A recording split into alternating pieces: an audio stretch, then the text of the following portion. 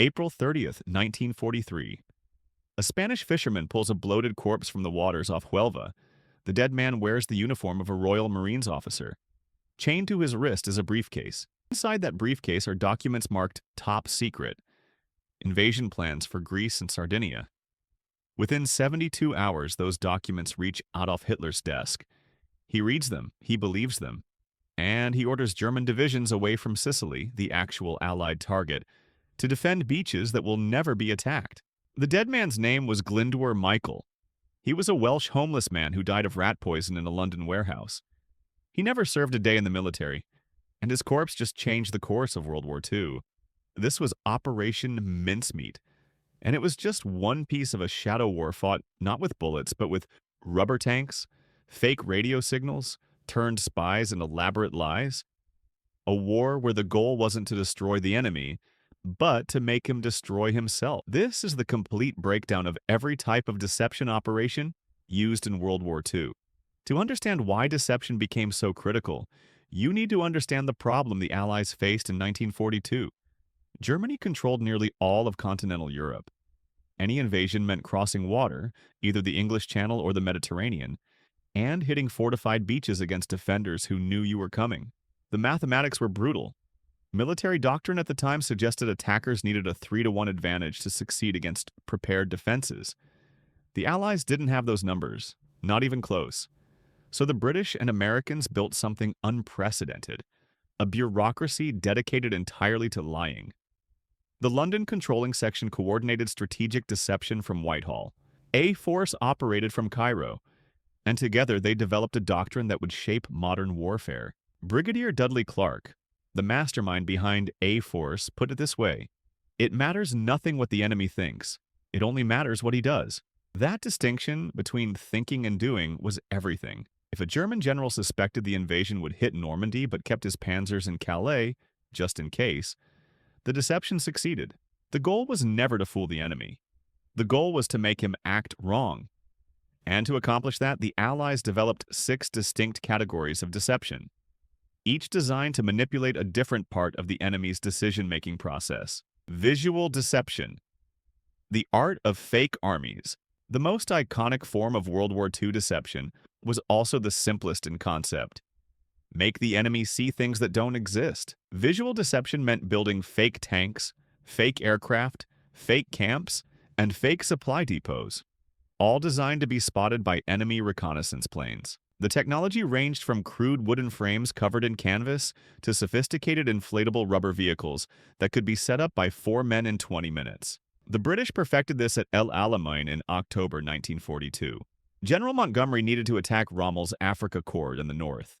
But if Rommel knew that, he'd concentrate his panzers there and the assault would fail. So the British ran Operation Bertram. In the north, where the real attack would come, they hid 722 actual tanks under sun shields, camouflage canopies that made them look like ordinary supply trucks from the air. Meanwhile, in the south, they built a phantom army. Over 2,000 dummy vehicles, 150 fake artillery pieces, and, this is the masterstroke, a fake water pipeline. That pipeline, codenamed Diamond, was constructed at a deliberately slow pace, designed to suggest the attack wouldn't be ready until early November. Rommel's intelligence watched the pipeline creep forward day by day and concluded they had weeks to prepare. The attack came on October 23rd. Rommel's panzers were dispersed across the wrong sector. El Alamein became the first major Allied land victory against Germany. But here's what most people miss. Visual deception only works if the enemy is looking. The entire system depended on German reconnaissance aircraft spotting the fakes, which meant the Allies had to imperfectly camouflage them. Too obvious, and the Germans would suspect a trick. Too hidden, and they'd never see them. The camoufleurs had to think like the enemy aerial photographers and leave exactly the right mistakes to be found. Visual deception could fool cameras. But eyes aren't the only way to find an army. The Germans also listened, and that required a completely different kind of illusion. Sonic deception. The sounds of a ghost army. In January 1944, the U.S. Army activated one of the strangest units in military history, the 23rd Headquarters Special Troops. Officially, they were a support unit. Unofficially, they were the Ghost Army. 1,100 men whose job was to impersonate 30,000. And their most revolutionary weapon wasn't a gun, it was a speaker. Working with Bell Laboratories, the Army developed 500-pound speakers mounted on half-tracks. These weren't ordinary loudspeakers. They were precision instruments capable of projecting layered soundscapes across 15 miles. The recordings made at Fort Knox captured everything: tanks grinding over gravel, engines idling, bridge building, soldiers cursing, sergeants barking orders. The fidelity was so precise that German listening posts could distinguish between light armor and heavy armor based on the sound profiles alone. They were hearing Sherman tanks that didn't exist, infantry movements that were pure fiction. In March 1945, the Ghost Army executed Operation Mincemeat, their masterpiece. The Ninth Army needed to cross the Rhine, but German artillery had the real crossing point zeroed in. So the 23rd set up 10 miles south. They inflated hundreds of rubber tanks. They broadcast the sounds of bridge construction and armored columns assembling through the night. German artillery repositioned to hit the Phantom Crossing.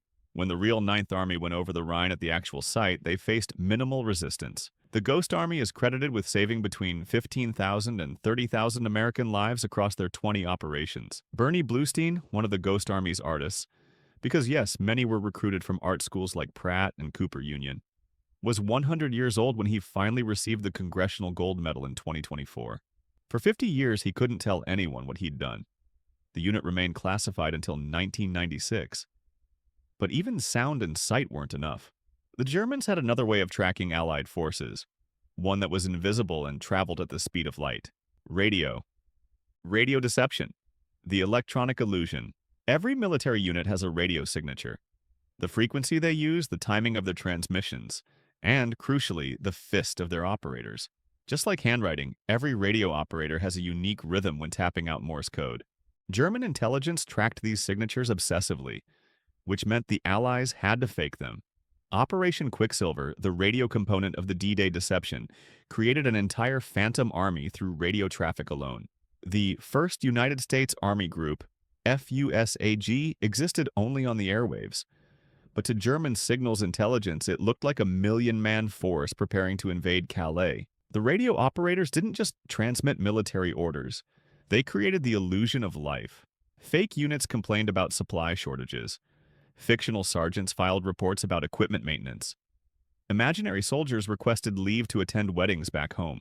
German listeners heard the mundane chaos of an army preparing for invasion and believed every word. The deception was so thorough that FUSAG was nominally commanded by General George S. Patton, the American commander the Germans feared most. Putting Patton in charge of the fake army made strategic sense. The Germans couldn't believe the Allies would waste their most aggressive general on a diversionary force, so they concluded FUSAG must be the main effort. After D-Day, the radio deception continued. Even as Allied troops fought and died in Normandy, FUSAG kept transmitting. German high command refused to release the 15th Army from Calais for weeks, waiting for the real invasion that would never come. General Eisenhower later admitted that if those divisions had reached Normandy, they might possibly have defeated us by sheer weight of numbers. Radio created the illusion of armies, but the most dangerous deception didn't come from machines at all.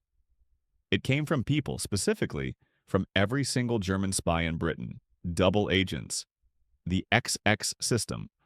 Here's a fact that still seems impossible. By 1941, British intelligence controlled the entire German spy network in the United Kingdom. Every single agent. The Germans sent approximately 115 spies to Britain during the war. All of them were captured, turned, or killed. Not one remained loyal to Berlin. This was the double-cross system, the XX Committee, and it was the crown jewel of Allied deception.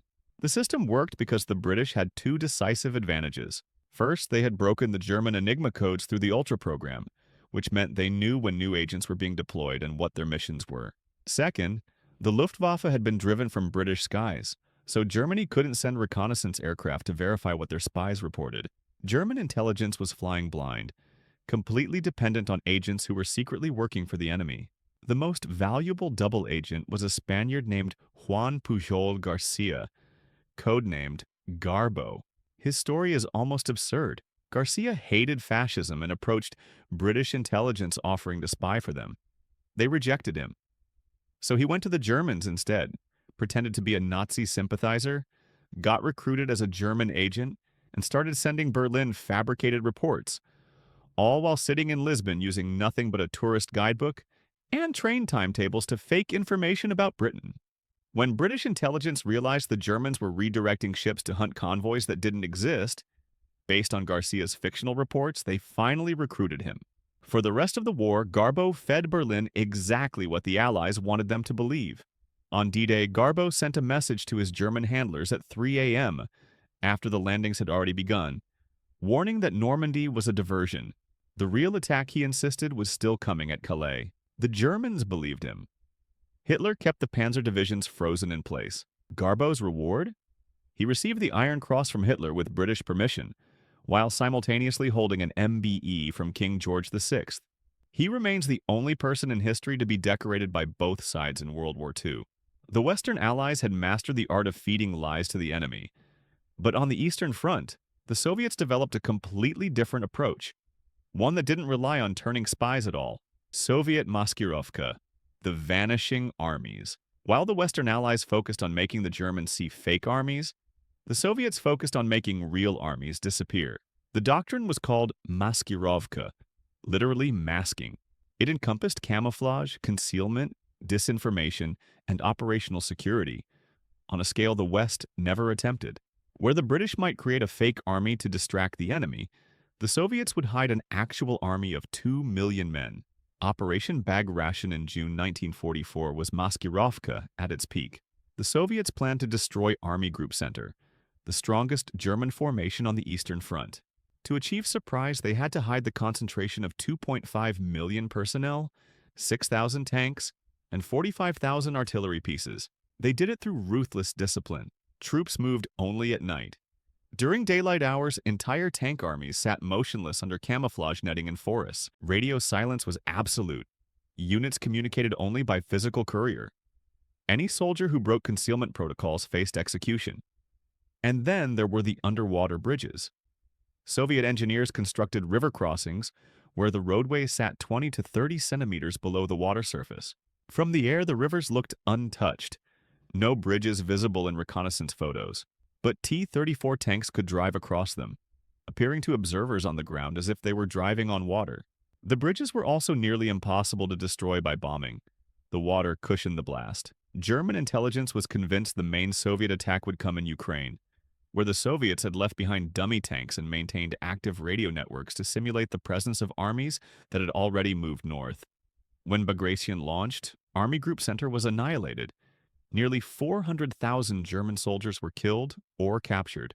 It was the greatest military defeat in German history, worse than Stalingrad, and German intelligence never saw it coming. The Soviets proved that deception didn't require elaborate spy networks or sophisticated technology. Sometimes it just required the discipline to stay silent and invisible. But not all deception operations succeeded, and some came with a cost that went beyond military failure. Axis deception. Desperation and failure. The Axis powers attempted their own deception operations, sometimes with tactical brilliance, often with strategic futility. The Japanese Shogo plan at Leyte Gulf in October 1944 was deception through sacrifice. By this point, Japan's carrier fleet had been gutted. They had ships but almost no trained pilots. So Admiral Ozawa's northern force, including 4 aircraft carriers, was ordered to act as bait. Their mission was to be spotted, to draw Admiral Halsey's Third Fleet away from the landing beaches. Ozawa broke radio silence deliberately. He maneuvered his ships to ensure American scouts would find him. When Halsey's fleet appeared on radar, Ozawa reportedly felt relief. His suicide mission to lure the Americans had worked. Halsey took the bait completely. He raced north with his entire fleet, leaving the San Bernardino Strait unguarded. Japanese battleships sailed through and nearly reached the vulnerable American landing craft. The deception worked perfectly. Japan still lost the battle, but the maneuver itself came within hours of a catastrophic American defeat. German deception was less successful. Operation Greif during the Battle of the Bulge sent commandos in American uniforms behind Allied lines to spread confusion. Otto Skorzeny men even modified Panther tanks to look like American M10 tank destroyers. The tactical impact was real. Rumors spread that Eisenhower was a target, causing chaos behind the lines. But the strategic objectives failed. The commandos never captured the Meuse bridges, and because they wore enemy uniforms in combat, they lost Geneva Convention protections. 18 captured commandos were executed by firing squad. Axis deception revealed a fundamental truth. Deception without intelligence is gambling. The Germans and Japanese couldn't verify if their ruses were believed because they had no feedback loop. No broken codes, no turned agents, no aerial reconnaissance. They were performing for an audience they couldn't see. The turning point. The fundamental asymmetry of World War II deception wasn't about creativity or courage. It was about verification. The Allies knew if their deceptions were working because they read German communications through Ultra. They controlled every German spy in Britain. They could adjust their lies in real time based on enemy responses. The Axis had none of this. The Luftwaffe couldn't fly reconnaissance over England. The Abwehr's spy networks were compromised. German and Japanese commanders launched deception operations and then simply hoped they worked. This is why Allied deception succeeded strategically while Axis deception mostly failed. Deception isn't magic. It's information warfare. And you can't win an information war when you're the one who's blind. That corpse on the Spanish beach in 1943 wasn't just a single trick. It was one thread in a tapestry of thousands. A discarded tram ticket in a dead man's pocket, a radio signal from a unit that didn't exist, a rubber tank spotted by a reconnaissance pilot who didn't know he was being shown exactly what the Allies wanted him to see. World War II deception didn't win the war. Industrial might, soldier sacrifice, and Soviet blood did that. But deception lowered the butcher's bill. It made impossible invasions possible. It turned mathematical certainties into survivable gambles. Eisenhower admitted that without fortitude, the Germans might possibly have defeated us by sheer weight of numbers. The Ghost Army saved an estimated 15,000 to 30,000 lives. Operation Bagration destroyed an entire army group because the Germans were looking in the wrong direction. The legacy endures. Soviet Maskirovka evolved into the Little Green Men of Crimea in 2014. The Ghost Army's principles became the foundation of modern psychological operations. The lesson Dudley Clark taught in the Egyptian desert still applies. It doesn't matter what the enemy thinks. It only matters what he does. And sometimes what he does is lose a war because he believed a dead homeless man was a Royal Marines officer carrying invasion plans that never existed. If this breakdown revealed something you didn't know about the shadow war of World War II, hit that like it helps more than you'd think. And I'm curious, which deception operation surprised you most? Drop it in the comments. Subscribe for more deep dives into the history they didn't teach you in school.